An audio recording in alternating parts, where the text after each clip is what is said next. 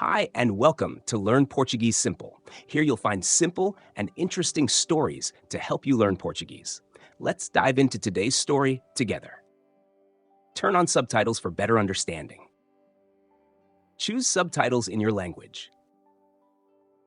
Aprendi a cozinhar pratos simples. Chamo-me Eduardo. Eu vivo numa casa simples e gosto de coisas calmas. Quando eu era mais novo, eu não gostava de cozinhar. Eu comia fora muitas vezes, ou comprava comida pronta. Para mim, cozinhar era difícil e chato. Mas um dia eu pensei em mudar. Eu queria comer melhor e gastar menos dinheiro. Então eu disse: vou tentar cozinhar. Eu comecei com coisas muito simples: ovos, arroz e massa. Nada complicado, só o básico. No início, eu errei muito, mas não desisti. Às vezes a comida ficava sem sabor ou um pouco queimada.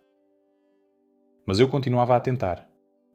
Eu via vídeos simples na internet e seguia passos fáceis. Lia receitas curtas e fazia tudo devagar. Com o tempo, comecei a entender melhor. Agora eu cozinho quase todos os dias. Não muito tempo, mas com calma. Eu gosto desse momento sozinho na cozinha. Às vezes eu não quero cozinhar porque estou cansado do trabalho. Quero só descansar e pedir comida. E está tudo bem. Eu deixo esses dias passarem e não me sinto mal. No dia seguinte, volto à cozinha com mais vontade. Eu gosto de fazer pratos simples, com poucos ingredientes. Arroz com legumes, massa com molho, ovos com pão. Coisas fáceis e boas. Quando erro, eu paro e penso. E depois tento outra vez. Pouco a pouco, eu melhoro. Eu não sou um grande cozinheiro, e sei disso. Mas não importa, porque eu faço para mim. Às vezes, vêm amigos a casa e sentamos à mesa. Falamos, rimos e comemos juntos. Depois eu digo: hoje eu cozinhei isto. Eles provam a comida e sorriem. Dizem que está bom. E eu fico feliz. Eu sinto um pouco de orgulho, porque fiz tudo sozinho. Não é perfeito, mas é meu. Alguns amigos pedem a receita e eu explico de forma simples. Às vezes esqueço um passo, mas tentamos juntos.